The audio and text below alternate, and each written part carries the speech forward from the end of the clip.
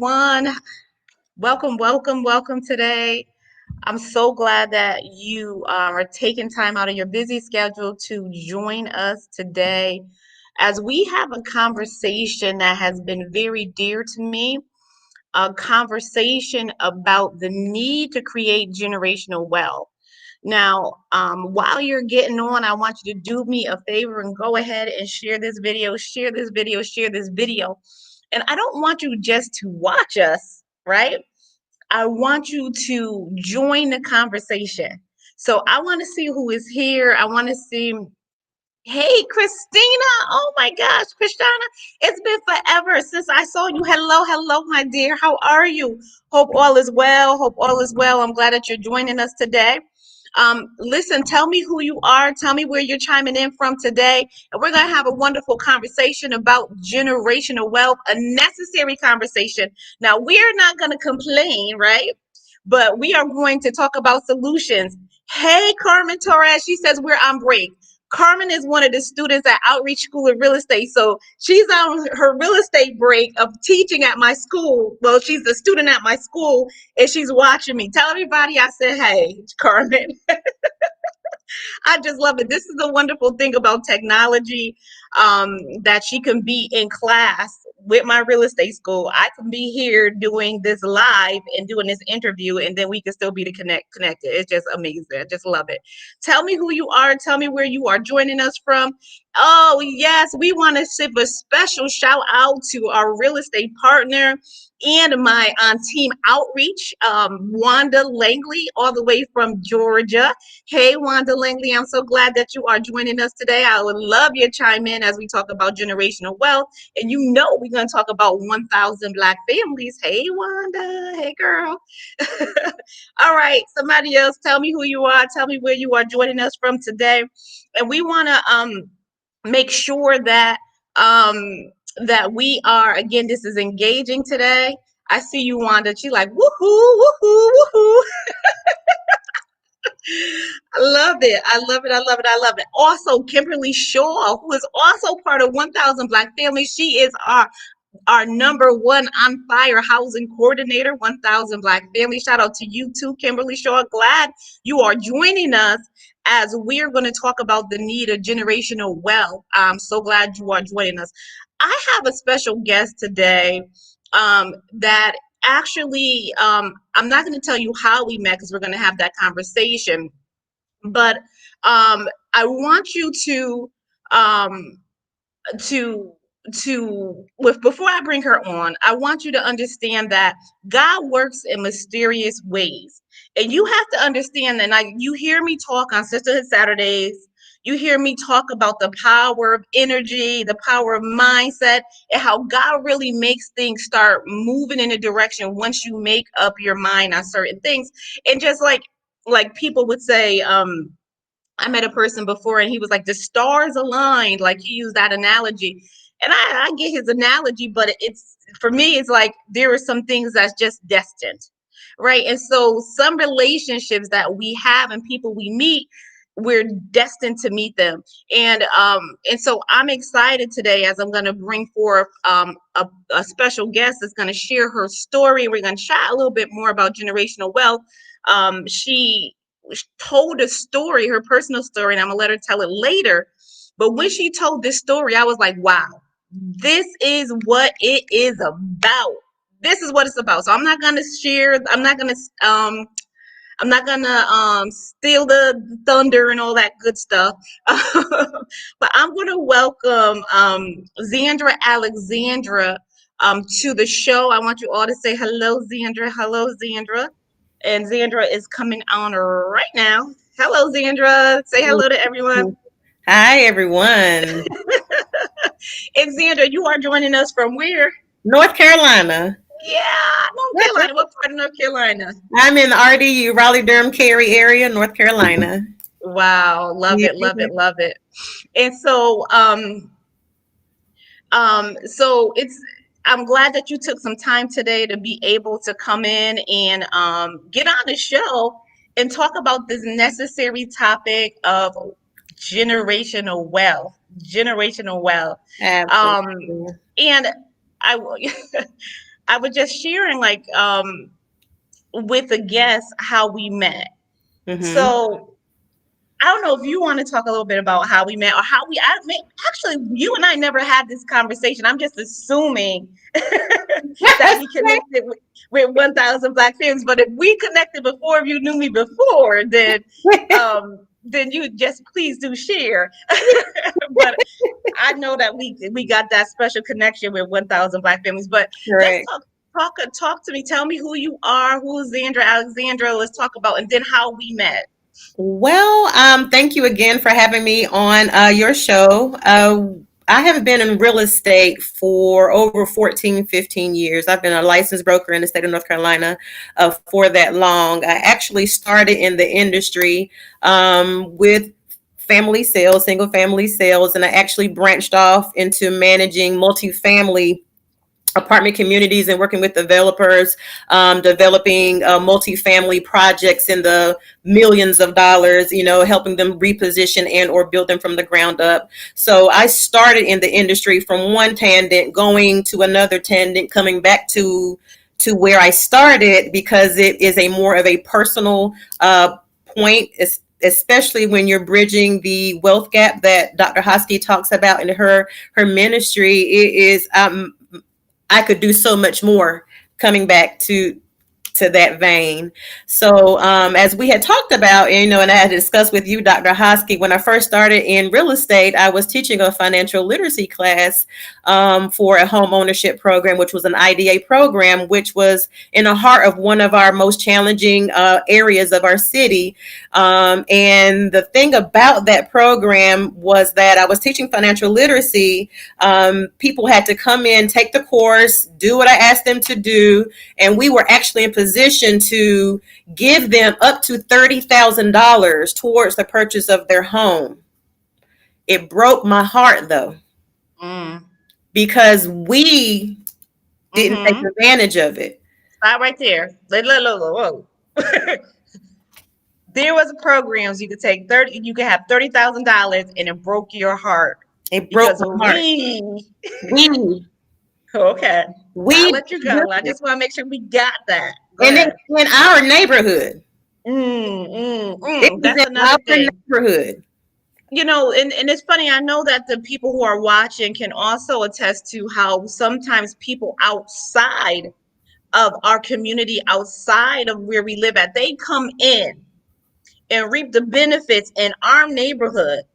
Right? It is amazing. Like when we talk, we talk about generational wealth. And I remember a few years ago that I did a summit with Eddie Graves Jr. And we were talking about how the need for the Black businesses to be set up, and how it was hard for us to spend our money in our community because we weren't set up, because all these outsiders come and set up in the inner city, right? They get the inner city dollar, they get the Black dollar, then they go back home to their non-inner cities families. So so that's a whole nother conversation. But finish. They talk about how we connected. Yeah. But it broke my heart, because we were in our community. It was focused on our people. I'm talking about your salary, you could be a salary worker, or you can be an hourly worker. It was a program that was set aside for individuals of a certain economic threshold to take advantage of home ownership. That's why that portion was so high, to help them get into home ownership with that $30,000. Literally, it was like me saying, hey, I am here to give you this money. I just need you to do your part. And it goes into the mentality of people and what we are actually being fed as children, as our lineage, about what is important, where we put our money and our time and our energy. And it broke my heart, because I was writing these checks and getting these checks for people that came from outside of this community, who had no grassroots in that area. They came from the suburbs. They came from everywhere because they heard about the program. They could take advantage of it. Of course they could. But why was my classroom full of people that weren't even in this community? And you know what? I have a question, and I'm gonna pose it to you and to the viewers. Mm-hmm. And I want us to really think about it. Why is it that you think that many of us did not take advantage of that program? Was Mm. it that we didn't know about it? Was it that we didn't think we could get approved? What do you think? And I want the viewers to chime in. Why do you think sometimes people of color just do not take advantage of opportunities when they're here? Like it's Oh, I what's have your an answer. I want to see what the guests say. I'm gonna let you. Um, Krishana says because the doors was closed. I'm not sure what you mean on that one. Because they made it hard. Okay. Anyone else got some more chime in? Talk to me. I want to just have a talk show today. Why is it that some people, especially people of color, when there's opportunities that they really don't take advantage of it? So, and Wanda, Wanda said it's mindset and fear. Ting, ting, ting, ting, ting, ting, ting, ting. Ting, ting, ting. Of course, Wanda's a real estate partner. Of course she is. And oh, what did Kimberly say? Kimberly, fear and also their mindset. Of course she is a 1,000 Black Families partner. Of course she is. Absolutely. Lakeisha, what does Lakeisha say? Fear, yes. Of course she's one of my mentees. Of course she is. You go, girl. So are you in agreement with it that it's mindset and fear? Absolutely. I'm in agreement. Mm-hmm. The class started with representation. It didn't end with our representation. And that's key. It Mm-hmm. started with us there, but we didn't, and so we didn't stay in the race. Correct. That's what you're So, saying. yes. So when you get into financial literacy and starting to having to apply certain parameters and dynamics in place in order for you to start getting momentum when it comes to savings and applying what you're learning in financial literacy, that's where that mindset comes into place, because it becomes very hard when you're dealing with people that have for their whole lifetime what I call have Christmas in February, when they get a tax refund check that is substantial, and it is spent on things that are not assets, things that don't help. It's not set aside. And when you ask people to do that and say, hey, you know what, I just need you to put a certain percentage of savings aside so we can get you this 30,000. I'm sitting here doing your taxes. I see the money that's coming in. I know you can do it. Just you got 30 days, you got 60 days to do it. It is a mindset. It's a habitual thing. No, I don't want to do that, and there could be certain things in place that they have always done their whole lifetime that they do Mm-hmm. when certain windfalls of income come in. But I want to, Gwen made a point. She says rejection. rejection, Rejection. And so, Gwen, when you say rejection, if you could elaborate a little bit, but I'm please. thinking that when she's saying rejection, that she's saying that people don't want to start something and then it doesn't come through. So that, in my opinion, Gwen, is another form of fear. Correct. And so today we're going to talk about generational wealth. And you all know me, you've been following me for a while. You know I'm about breaking the poverty curse, creating generational wealth. And really finding those underlining principles that's stopping us, whether it's mindset, the invisible, rejection, which is fear formed in another word, those things that we have to overcome to become the best version of ourselves and to create the generational wealth Mm-hmm. mindset, and it's all mindset. Now, Mm-hmm. Zandra, we met when we did. Did you know me before 1,000 Black Families? Yes, of Yeah, I course. think so. Of you, yeah, and then you had the launch call for the 1,000 Black families, and that's where I actually connected. Yes. Connected. Mm-hmm. Okay. And so we did the launch call October. Well, it was before that because you were a Before real then. estate Mm-hmm. partner. So before we launched 1,000 Black Families, we had a launch call for realtors who were in line with the mission of 1,000 Black families. Our mission is to help close the wealth gap, create generational wealth by fast tracking the homeownership process. And so, with that call to realtors who were in that energy vein, Zandra showed up along with Wanda, Yashika. There's a number of us that all showed up, and I remember after the call, not the call, but the meeting, the Zoom meet, and Zandra and I talked, and it was just like, wow. Yeah. It was just like, this is one of those divine things. It was Yeah. just one of those things.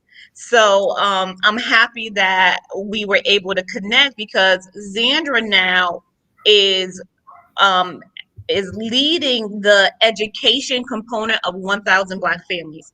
For those of you that are just watching us, please do me a favor, share this video, share the video, share the videos.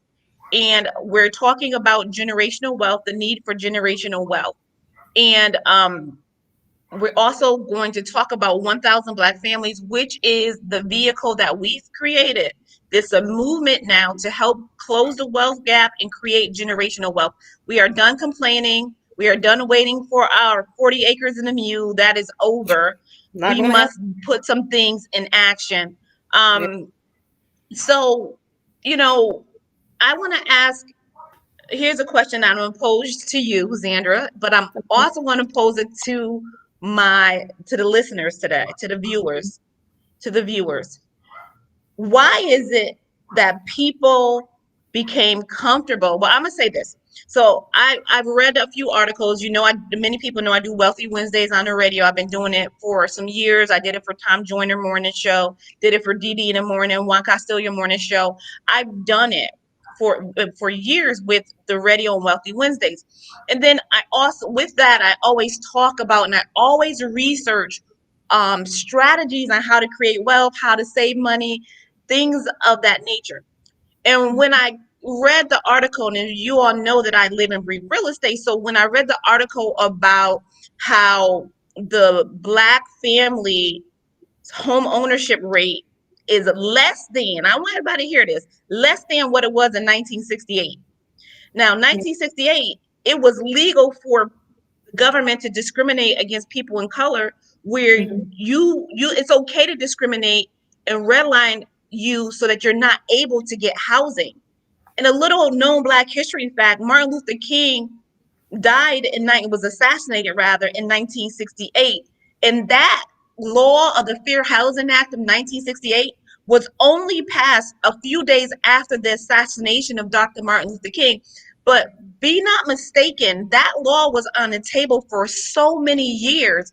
It took Dr. Martin Luther King assassination for them to give us, or try to appease us with this home ownership piece. So we got to understand that. Now, what ended up happening is we started gaining, and like grandfathers, my grandparents, my great grandparents, they started buying up property. We were gaining.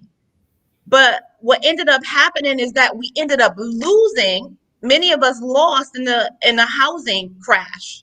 Many of us lost when that market crashed 2006, 7, 8, 9, around that time. Many of us lost.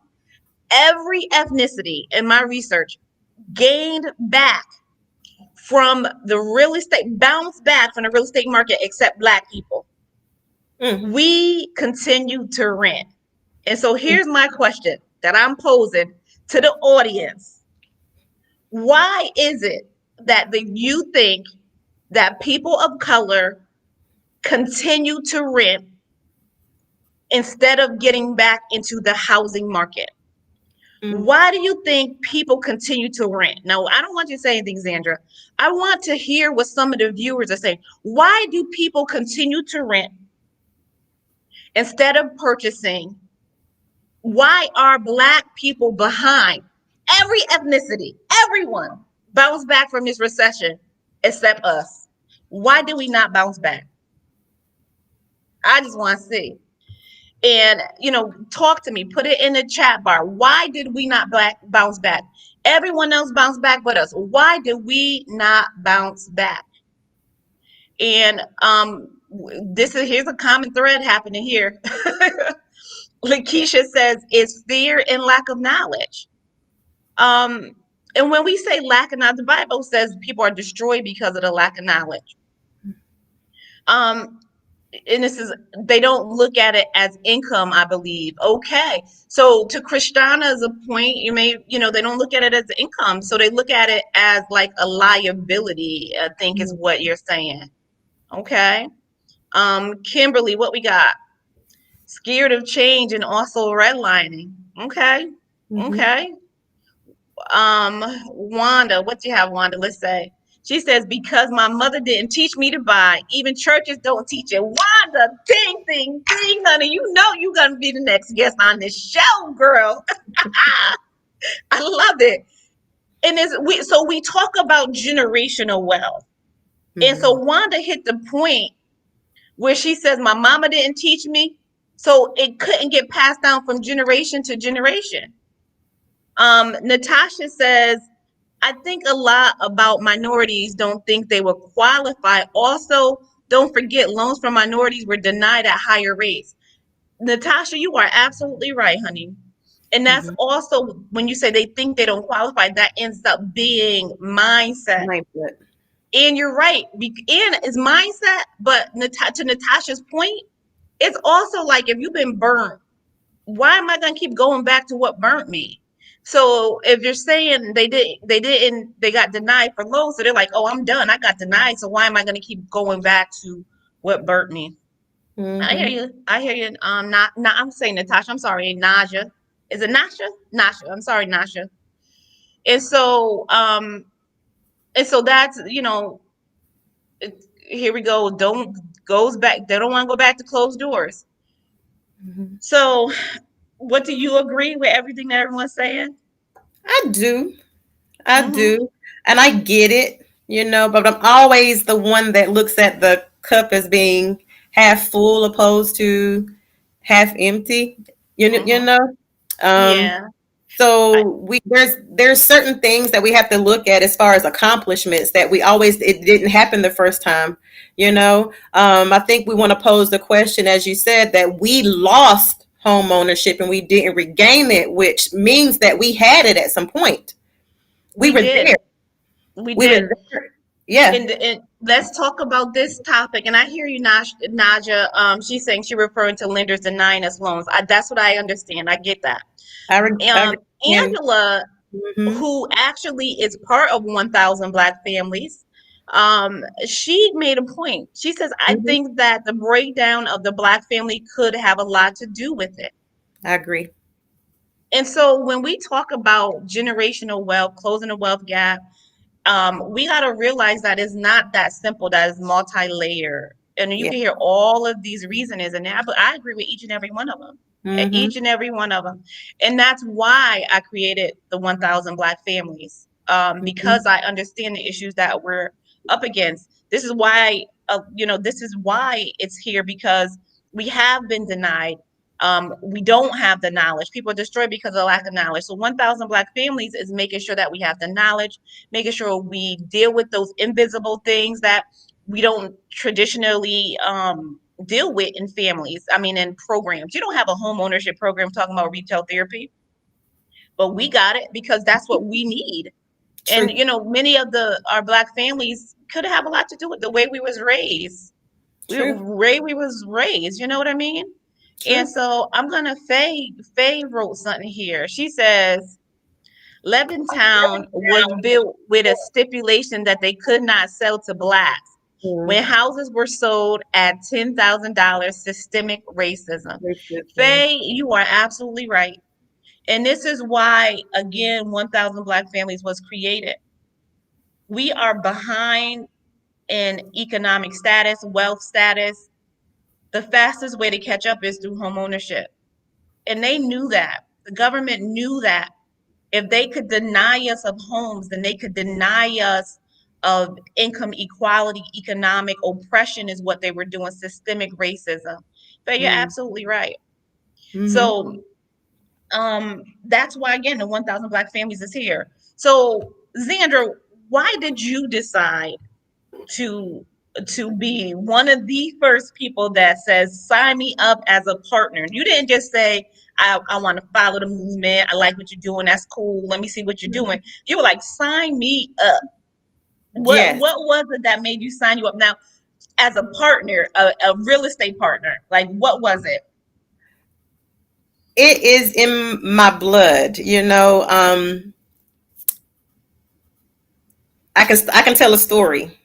Well, Is but before we tell that story, uh-huh.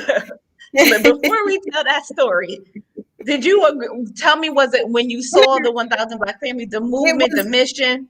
it's not even a movement, it's not even a mission, it's a ministry. It was something Mm, that made the goosebumps go up on my skin to say, hey, this is how we can do a lot by ourselves, but when you come together, as the Bible says, when there are three chords, it can't be broken. When you come together as a movement, as a ministry, with the true heart to help people, not about a commission check as a realtor, not about just putting someone in a home that doesn't have equity, or there is no chance of that person maintaining that home 2 and 3 years down the road. That means something more to me than a commission check. And when mm-hmm. the opportunity was presented, when it came, it was like, okay, how can I not be on board with this? I have an ethical responsibility for my people as a realtor to do what is right for people, period. It's not about a commission check, because all I can see is, and I have, as I've told before, I have been on with clients that have turned away from me because I would not write a contract for something that I knew that they could not afford. Girl, let me I tell you. couldn't do it. And so that's why and so I'm so glad that we have all the viewers here. Please make sure you share what Zandra just said, and to the realtors that's watching me, back us up on this. You got to understand, when you're a realtor, that you really have your pulse, your fingerprint on the ability to change lives, economic statuses, or you can damage them. All real Yeah. estate's not equal.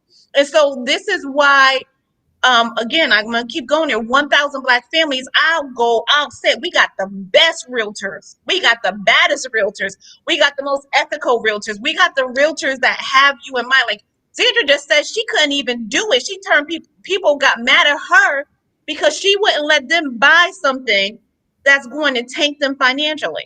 Correct. And so, yes, we at 1,000 Black Families are changing lives. Zandra has a story that I want her to share. And I want everyone to listen closely to this story. This is a story, and it is, when I heard it, it just made me want to do this show, because Mhm. it really showed the power. It really showed the power of what we are doing at 1,000 Black Families. Mhm. Now, everyone, I want you to know, 1,000 Black Families new national initiative. Zandra's joining us from North Carolina. It's a homeowner initiative with the purpose of closing the wealth gap, creating generational wealth. Our real estate partners are like Xandra and like Wanda. We have integrity. Like, we're not going to sell a house just for the sake of you being able to say that you own a house. We're giving people wealth for generational wealth, and being able to identify those properties that can help make it happen. And Mhm. so I want you to understand that when I had the vision of it and the mission of it, we started working on it. This isn't something that I just started October. This is something I've been working on for 5 years and just matured. But when I heard Zandra's story, I was like, this is it. This is it. So Zandra, if you can go ahead and share your story, I would greatly Sure, appreciate it. absolutely. So I'm going to start the story off. We're going to go back in time. There was a young couple, 17, 18 years old, at a time where the United States was calling young men into the military for war. There weren't any black soldiers in the military at this time, so they were recruiting 18-year-olds and older from minority families to come into the military. And this young man decided to do this because he had a young wife, and he went into the military. And as history unfolds, he was one of the first Montfort Marines. So he went into the military to provide for his wife, went to war. He retired from the military, went to work on the railroads in Virginia, purchased a home in Virginia for him and his wife, raised a family, 2 children, a son and a daughter. The daughter went to marry off and lived in Virginia. The son went into military, went to Tuskegee University, married his wife, went to the military like his father. But the father of the 2 always instilled into them about ownership, home ownership, even in a time when there was redlining and there were, laws, federal laws that actually are in place that says that they could or could not buy in certain areas. It was still instilled in both of those children that they needed to own. So the son, again, went to the military, went to Tuskegee University, graduated, purchased his own home, and continued to leverage his properties to acquire more homes based off of what his father taught him. Now, the wife did not have as much financial literacy, so there was always a conversation where it was like, you're buying these properties and that's going to be mortgages that we have to pay and taxes that we have to pay. And the conversation was always that the son would tell the wife, I'm doing this for a purpose. I'm going to be able to take care of you long after I'm gone. So house came, another house would acquire, a piece of land would acquire. He would leverage the properties, leverage the equity from the homes, and purchase more property. So the father passed away, and he had, at this point, acquired 17-acre farm and a farmhouse in a small place called Ahoskie, North Carolina. And I'm sure you do. And pass it on to the son. The son passes away, and the wife is in the attorney's office with her children, distraught, because all she can think about is these mortgages and these houses and this land that she feels like she's going to have to be responsible for. And the attorney comes into the office and sits down in front of this woman and her children and says, hey, I want to give kudos to your husband and his father, because they have put you and your children in a position that over 90% of people want to be in. All of these houses, all 4 or 5 of them, all of these lots of land, at least 7 of them in North Carolina. There's other ones in Virginia, Tennessee, and in Georgia. They're all paid for. They're all paid for. And it started with one house in Virginia. And that one house was purchased by my grandfather. That man, which was his son, was my father. So it was instilled in me the power of real estate, what it really, really meant. Even when society said you can't have it, my father and my grandfather kept pushing through those quote unquote closed doors. Nobody could tell them no. They knew that if this worked for other people, it's going to work for my family too. But I have to keep pushing. I have to keep pushing. So now we work in tandem as a family to acquire more properties through that one house that my grandfather acquired. So we have a 17-acre farm. We have 4 or 5 houses. We have several lots of land. Because of that farm and what that land does, we're actually registered farmers, federally registered farmers, which is another tax thing. We can talk about that in financial literacy. But at the end of the day, it started with one man, one vision, one house. And I was able to see all of that come through fruition in my lifetime. I saw my grandfather move from Virginia to North Carolina. I saw it happen.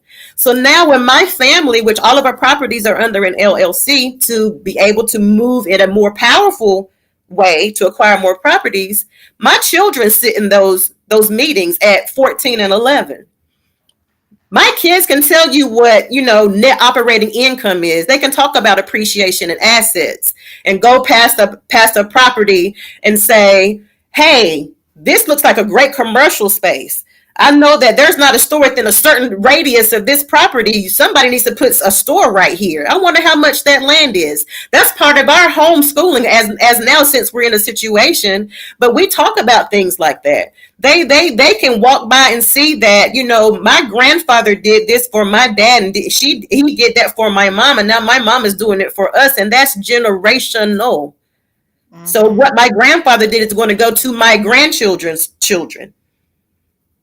So as I Mm-hmm. see it for myself, as I saw my grandfather do it, as I saw my father do it, I see that for you too. And these men did it off of one income. One income. I know times are different, but knowing how money works and budgeting and actually keep pushing through those doors, you can absolutely do it. There is nobody that's going to stop you but you. Nobody's going to stop you but you.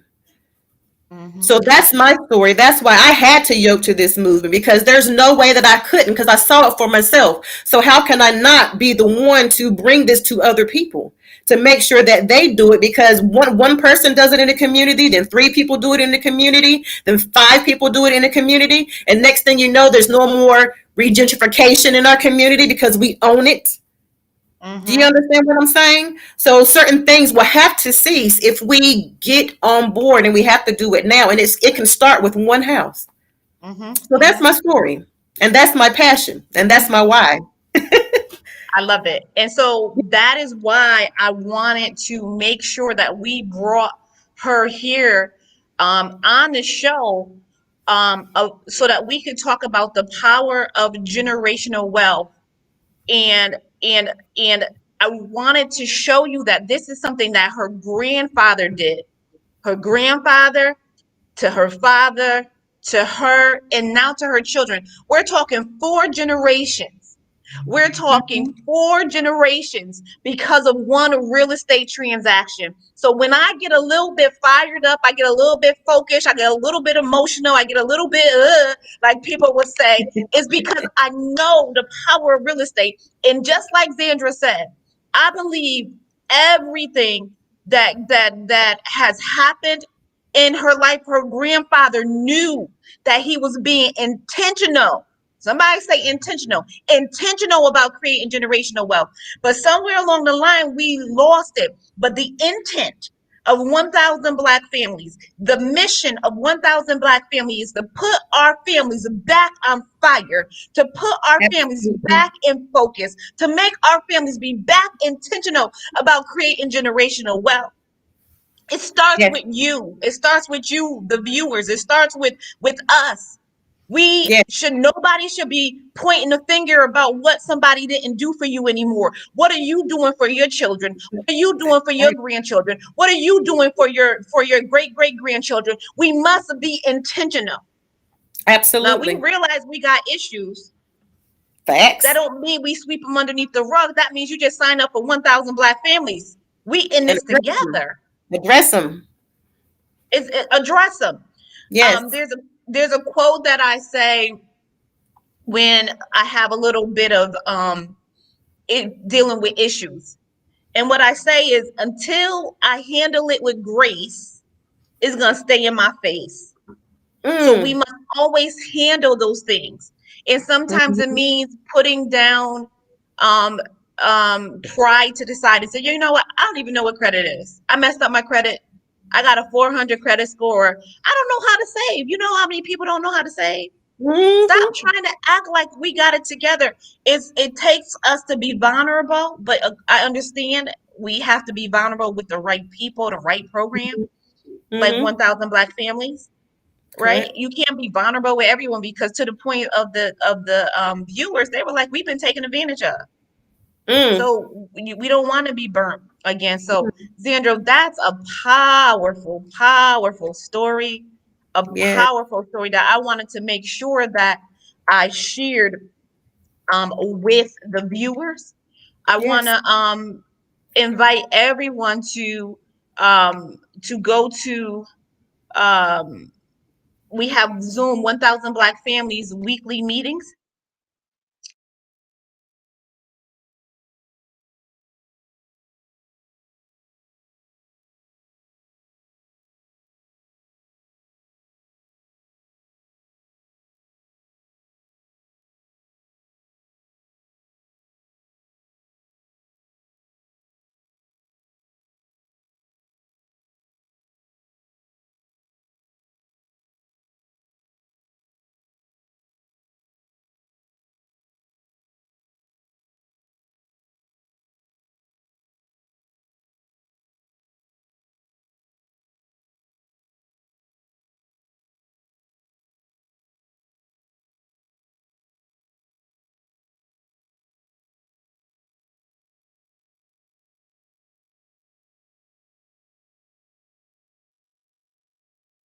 we want you to be part of 1,000 Black families.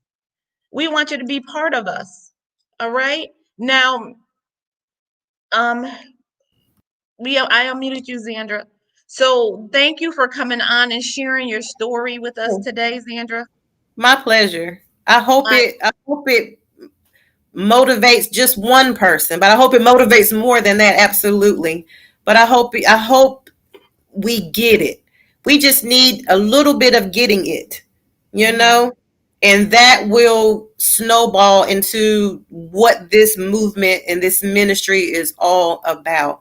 You can mhm, do it. It is achievable. Be intentional, as Dr. Hosky said, but it is achievable. It starts with each and every one of you. Talk to your family. Make it a familial project. Make it a family thing. mhm, Learn together so you can move in tandem. So it's not like you feeling like you're against the odds or that people are against you. And when your family comes together, it becomes easier, and you mhm, can get there, and it sticks with your babies. It sticks with your spouse or your partner, and you become stronger mhm. as a unit in everything Yes. that you do. So I hope Ah, God blessed you. I appreciate the opportunity. absolutely. Mm-hmm. Absolutely. We're so glad that you're here. Um, I want to share a little bit about 1,000 Black families and how to join us. You can join in three Mm-hmm. ways. One, if you are looking to start creating generational wealth, just like Zandra's family did, just like my family's did, and just like I know Wanda's daughter also, she has a powerful testimony. If you're looking to create generational wealth and you just don't know how to start, you may have gotten denied before, we want you to join us at 1,000 Black Families. You can go right to the website, and the website is 1000blackfamilies.com. The website is 1000blackfamilies.com. We want you to go to that website and we want you to join us. Come in as a client. It's only $179 to join us. There's no monthly fees at all. Now, let me give you some benefits. We're going to, of course, help you we're going to have housing coordinators that's going to work with you. They're going to give you a customized plan specifically for you, not for someone else, but for you. We're going to give you an action plan. We will help you where you have credit issues, financial issues. I don't care if your credit is 400. We want to work with you. Some of the other benefits is you get training by Zandra. Zandra is heading up 12 steps of financial literacy. You'll be trained by her, as well as some of our real estate partners. Wanda Langley is also going to be training, and we have other trainers that are part of 1,000 Black Families doing live trainings. Now, the wonderful thing, and I want to talk money, is that if you're a client or when you become a client of 1,000 Black Families, and when we created it, we had this in mind. And so, um, when you close on a house with our partners, we are giving you a 1% credit at closing. So let me explain to you what that is. That's basically if you purchase a house for $350,000, we're giving you a credit $3,500 to close. So essentially, our life changing 1,000 Black Families movement is paying people to be able to become homeowners to create generational wealth. There's a no-brainer. It costs $179 to be part of the program. You get to our program, and within our average is 120 days, 90 to 120 days. We're giving you a credit. Again, you buy a house of $200,000. We're giving you $2,000 at closing. This is a no-brainer. Now, we're a national program, and with our national program, we are going to be traveling all across the country. Bishop Franklin Porterfield said that he needs to bring us to Columbus, Georgia.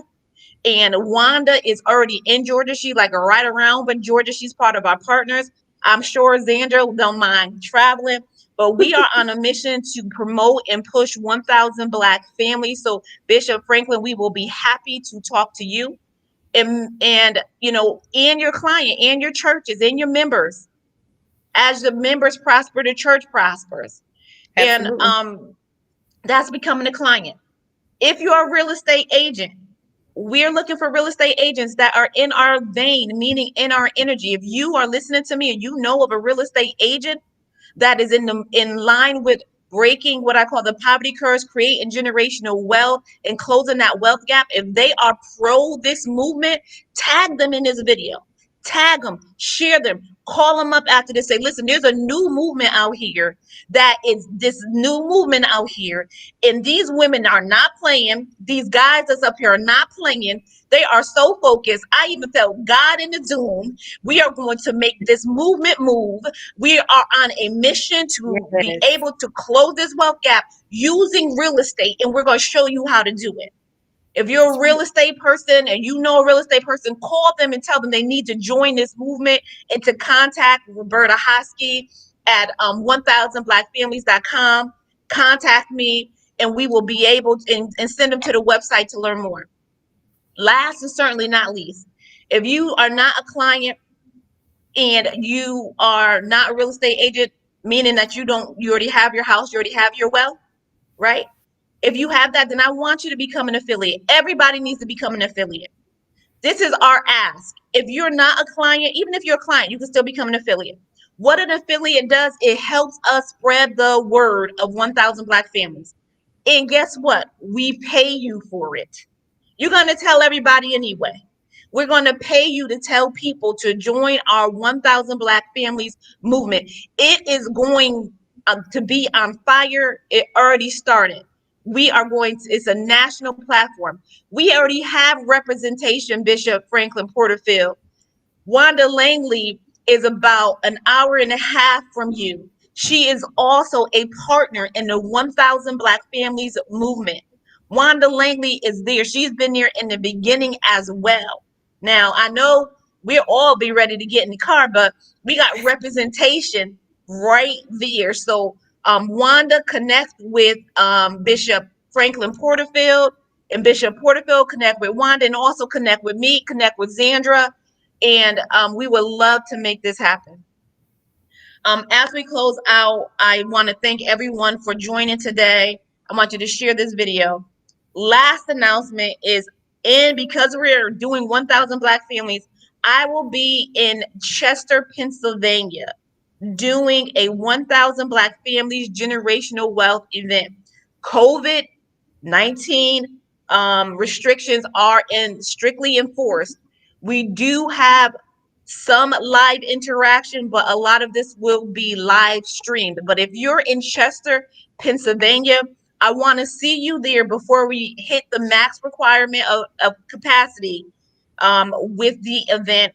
And I'm doing this with Chef Riki, who is an up and coming chef, and he's opening up 3 different restaurants, and he too has a real estate story very similar to Zandra. Okay. So again, thank you all. Zandra, can you tell the people how to contact you if they want to talk to you and where you're Sure. located and everything? I am in Raleigh, North Carolina. You can reach me easiest by email, залexander at kw.com. That is Z Alexander as in the city at kw.com. Reach out to me if you have any questions about financial literacy, anything. Just feel free to reach out to me. I'll be more than happy to be a vein of knowledge for you. Okay. Thank you very much, Zandra. Thank you for your time. We appreciate you coming. You have a wonderful and blessed day. Enjoy your day. All right. All of you. Thank you. You're welcome. Thank you. Audience, hold on right for 1 second. All right. So there we had Zandra as one of the guests here as we talk about generational wealth. We will have multiple conversations about creating generational wealth, the power of real estate, the need to do it. And as I close out, I just want you to really understand that we must be intentional. Intentional is the word today. Intentional about creating generational wealth. Because listen to me and listen to me very clearly. If we are not intentional about creating generational wealth for ourselves and our family, by default, we have created poverty. Default. By doing nothing, you have created generational poverty. By doing nothing, you will force the next generation to deal with the financial issues you should have dealt with. By doing nothing, we pass down poverty. We must be intentional about creating generational wealth. We must be intentional about learning what we do not know. And listen, this is a safe place to deal with those boundaries. This is a safe place to deal with the fear that we have been inflicted in the great United States of America, people of color.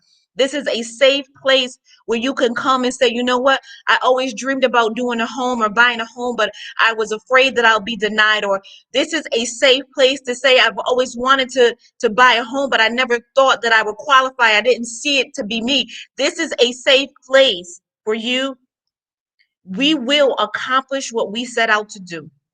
We will change the trajectory of this wealth gap. You can mark my words, you can book stamp it, you can write it in a book, you can hashtag, you can do whatever you want.